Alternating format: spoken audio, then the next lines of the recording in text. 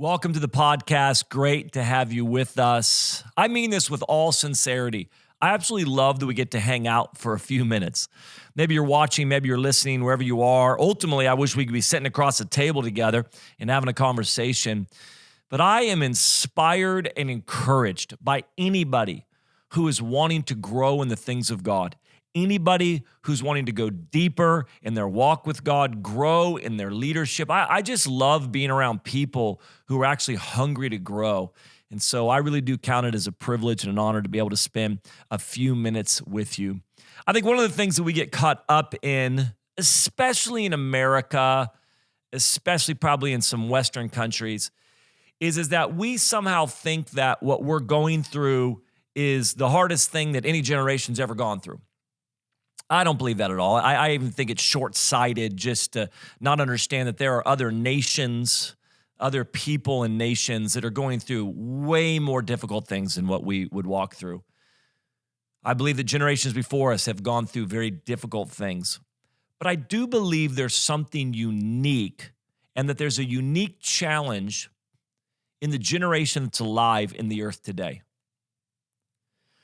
The unique challenge is this: the amount of voices that you have to navigate every day, the amount of information that's coming at you every day. I'll give you some stats, and they're actually stats from a while ago. They're stats from 2011. So these stats are over a decade old already, but you're going to kind of see what the information age, what 24-hour news cycles, what the internet, what social media has done, and you can only imagine how much it's accelerated since these statistics. But information scientists, I didn't even know there were information scientists, but I guess there's something called an information scientist. If you're listening to this and you're an information scientist, bravo, that's amazing. Information scientists have quantified the information in this. In 2011, Americans, and I'll just give you American statistics, in 2011, Americans took in 5 times as much information every day as they did in 1986. So from 1986 to 2011, and you can only imagine what's happened in the last decade plus, Americans took in 5 times as much information. It was the equivalent of 170 newspapers. Every day in 2011, people were getting 174 newspaper worth of information every day, more than their 1986 counterpart. During our leisure time, 2011, remember, not counting work, each of us processed 34 gigabytes or 100,000 words every day. Now, this was actually in an article that's talking about our brains have the ability to process information, but at a cost that we're having a hard time separating kind of what's trivial and what's important. They say if we kind of come up to date, 2021, people created 2.5 quintillion. I don't even know what a quintillion is. 2.5 quintillion bytes of data every day. In 2021, people are creating 2.5 quintillion bytes of data every day. 2022, users sent around 650 million tweets per day. 2022, 650 million tweets per day. In 2022 as well, 330.2 billion emails are sent every day. And they say the current estimate of the amount of data being created every day stands at 1.145 trillion megabytes. I have no idea what all those numbers mean. It's just a lot. If you just break it down just practically, you'd say this just makes sense. There's more voices, there's more information coming at you every single day. You can just imagine back to maybe you say your grandparents' age or your great-grandparents' age. I mean, the information that they would get is they would get up in the morning, walk out the front door, say hello to their spouse maybe, walk out the front door, get the newspaper, read some of the main articles, read the sports section, go to work. Then they'd go to work. And when they went to work, they'd have some conversations with people. They'd get home. They'd listen, they'd watch the 5 or 7 o'clock news and they'd go to bed. Like that was the amount of information they were getting. You get more information before you roll out of bed. There are more voices talking to you before you get out of bed than just 2 generations before us or the generation before us. Here's why this matters. Here's why we need to be having this conversation. Because Proverbs makes it very clear that above all else, you need to guard your heart. Because out of your heart, out of your innermost beings, flows the issues of life. So the issues of life that are happening are actually connected to what's going on in your heart. So it just says very clearly, make sure you guard your heart. Be like, make sure there's a wall up around your heart that has a gate that is actually paying attention to what gets in. Are you paying attention to what you're giving access to your heart? I'm going to tell you this. My concern is we're not. My concern is it's just a free flow of voices and information that are coming to your heart, and I think it's costing us dearly. Actually, Matthew 13, the parable of the seed and the sower, addresses this when it says that one of the things that happened was that, those weeds come up, and it talks about it choked out the seed, but it actually describes, one of the descriptions of the seeds was the worries of life, that the worries of life come and choke out the word. God releases a word to you, the worries of life come. And so we wonder, why am I anxious? Why am I worried? Why are the worries of life taking out what God's wanting to do in my life? And I just want to say, why are we so confused about this when we just open our mouth and just devour a fire hose amount of information every day, and we give it straight access into our heart? Guys, listen, the Bible actually says anxiety weighs down the heart. And so and here's the other crazy part. There's a few things the information is trying to do, the voices are trying to do. These voices, they have agendas connected to them. Not all of them, of course, but to think somehow that the prince of the power of the air, to think somehow that the devil isn't using the voices in culture and media and social media and all all movies and everything else that we're getting, to think that he's not trying to define truth for you or speak lies to you isn't accurate. So we just kind of willingly or unknowingly just open our life up to a flood of voices and a flood of information. And then, like I said, we wonder, why am I sad? Why am I worried? Why don't I have peace? We have to be way more intentional. The Bible actually talks about the concept of diligence. We've got to be way more diligent about what we allow to have access into our heart. We can't just open our lives up, because here's the deal. When it talks about the worries of life, most of the information you're getting is actually worries of life information. News sells by bad news. We've known this. Bad news sells more than good news. So much of the news, if you were to go right now and just look, I've done this sometimes, just looking at all the headlines, and if there's 15 headlines, 13 of them are depressing. It's about an earthquake somewhere. It's about somebody that got kidnapped. It's about a shooting. It's about, the economy going down. If you just go look and say, I'm going to bring up my news, and then you get on social media, which used to be kind of, where we were showing pictures of our new puppy we got and my kid playing a basketball game. And now it's just everybody's opinions and full of arguments. You literally can't post something on social media, it feels like, without there being some argument. So now there's a big argument. And then the other thing, and I'm going to talk about this with social media, it's just bringing the sorrow of the day to your doorstep every day. So we have to be extremely intentional. The Bible says, above all else, guard your heart. You know what that means? Whatever priorities you have in your life.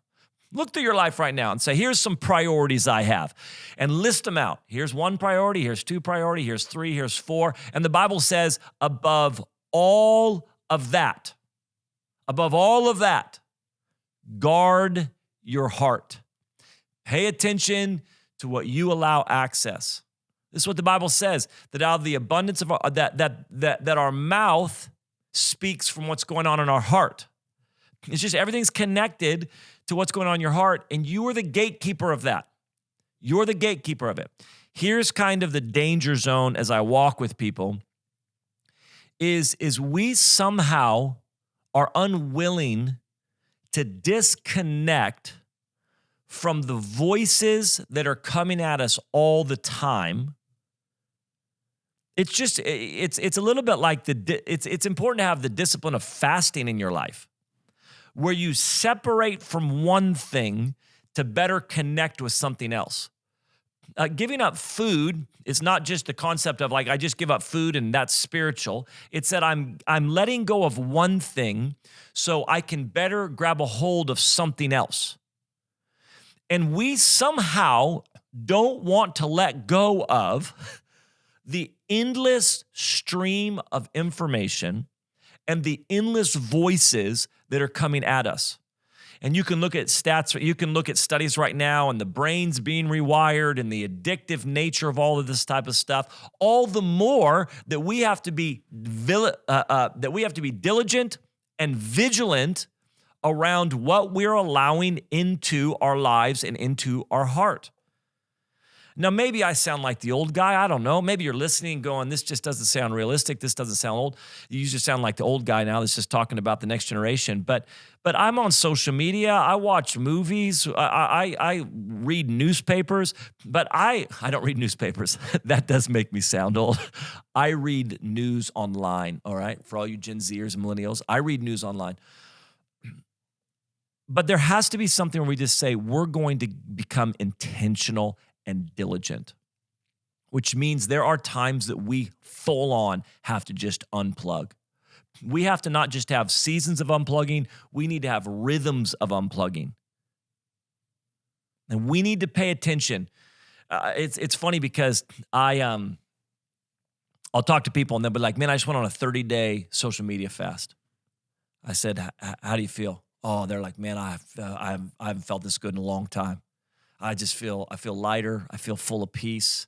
I just feel happier, which is so crazy that this happens whenever you, and I'm like, oh, okay, all right. And what are you doing now? They're like, oh, I'm back on it, I'm back on. And it's not even, listen, I don't have a problem with social media. I don't have a problem with that type of stuff. You may be watching this clip right now on social media, but I think that we just have to be very aware that I cannot allow this many voices and this information come at me and not have it weigh me down, because it is a conduit for the worries of life. It just is. It's a conduit for the worries of life, and that the worries of life are going to choke out the word that God's trying to establish in your life.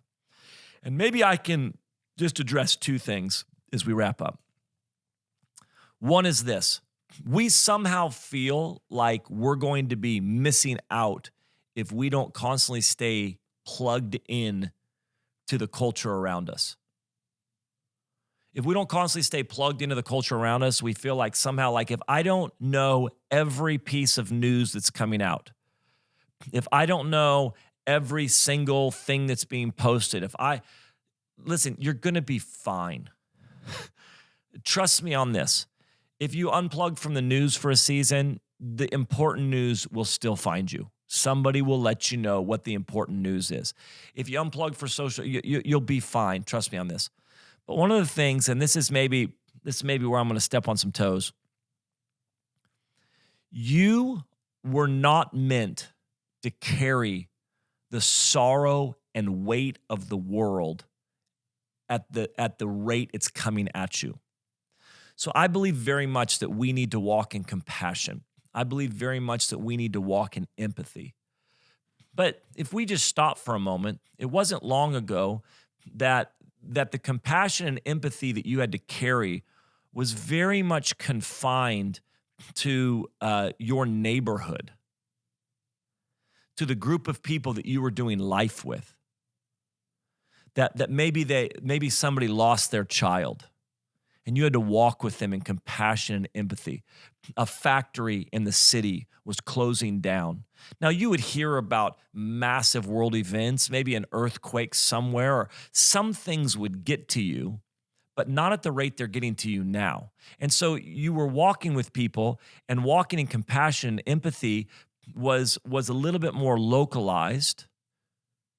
And missionaries or stuff would come and they'd tell you about what's going on in different countries, and your compassion would be moved there, and and you'd care, and we'd send, aid or different things like that. But here's my point. I actually don't think we were built to carry this much sorrow that's coming at us all the time. But we somehow feel guilty if we unplug from it.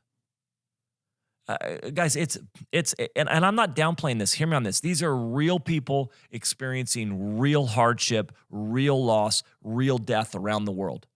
And in our own country, there are cities that are in real turmoil. There are people that are experiencing real injustice. There are people experiencing real loss, real pain. It's happening in my country. It's happening in other countries. And so that's real. There are earthquakes that are devastating. There are natural disasters that are devastating. There are things that are going on that are so heavy. But this is all happening now in the midst of me hearing about a kid that got kidnapped in Minnesota, a shooting that happened in New York, a tragedy that happened here, and a tragedy that happened here. And one of the things that's happened is we somehow feel that we're supposed to carry all of that. But you're not supposed to carry all of that. This is going to sound harsh, but you can actually be caring and not care about all of it. I don't even know how to fully describe that. But if you're going to take on every single one of the worries of life, if you're going to take on every single one of the sorrows that is coming at you in breakneck speed with an amount that's never been brought to an individual, you're just going to get weighed down and wore out. It's one of the problems I have when people on social media say that if you're silent, you're part of the problem. And so now we have a generation that feels so obligated that if they don't post on social media about something, they're going to look like they don't care. They're going to look like they're uncaring. And I'll go back to that thing. People will say, well, and when they say if you're silent, you're complicit, they're mainly only talking about social media because they have no clue whatsoever about what you're doing in your own life. They don't know the conversations you're having. They don't know where you're speaking up. They don't know that. So what they're saying is, if I don't see you post on social media, you're part of the problem. So now we've got a generation that doesn't want to be part of the problem. Now we've got a generation that thinks somehow like, I've got to somehow care about every single thing. So there's something that happened in India, I got to post about that. And then there's something that happened in Indonesia, and I got to post about that. And then there's something that happened in Chicago, and I got to post about that. And we somehow think that if we don't take on all of this, that people are going to think we don't care, that we're part of the problem. And to be honest with you, can I just address all the social media stuff? I don't even believe half of it anymore. I don't believe, this is going to sound harsh. Hear me on this. You know I love you. People posting, pray for this country, pray for this. I don't think you're actually praying for them. I think you're putting up a graphic on your Instagram. Because the reality is, maybe we say a quick prayer, but we're not like in prayer for all these things. We literally can't carry that level of weight. So you've got to be intentional about how much information's coming. You can unplug. You don't have to somehow engage every single topic, every single thing, because what's happening is it's weighing people down. And I believe the sorrows of that the worries of life, Matthew 13, the worries of life are actually choking out the word that God's trying to do in you. Well, maybe we'll talk more about this, but this is the unique challenge of this generation. It is. The unique challenge of this generation is that there are more voices coming at you than any other generation before. There is more information coming at you. So, truth, biblical truth, is under constant attack in your life because all of these voices are trying to define truth for you. And you are being weighed down by the worries of life because of the amount of information that's coming to you. I won't even get into the third issue, which is just we're so distracted, we've lost intimacy with Jesus. We're so distracted, we can't even just sit with Jesus and develop a prayer life and intimacy. So I'm saying all this to say is that I believe that God will give grace even in the midst of this culture. That if you'll ask him, just say, God, give me grace to be able to unplug. Give me grace to be able to spend time with you, not distracted. Give me grace to be able to know where am I supposed to engage and what am I not supposed to. What am I supposed to carry? What am I not supposed to carry? It is the unique challenge of this generation, but I believe God's going to give you insight in how to navigate it.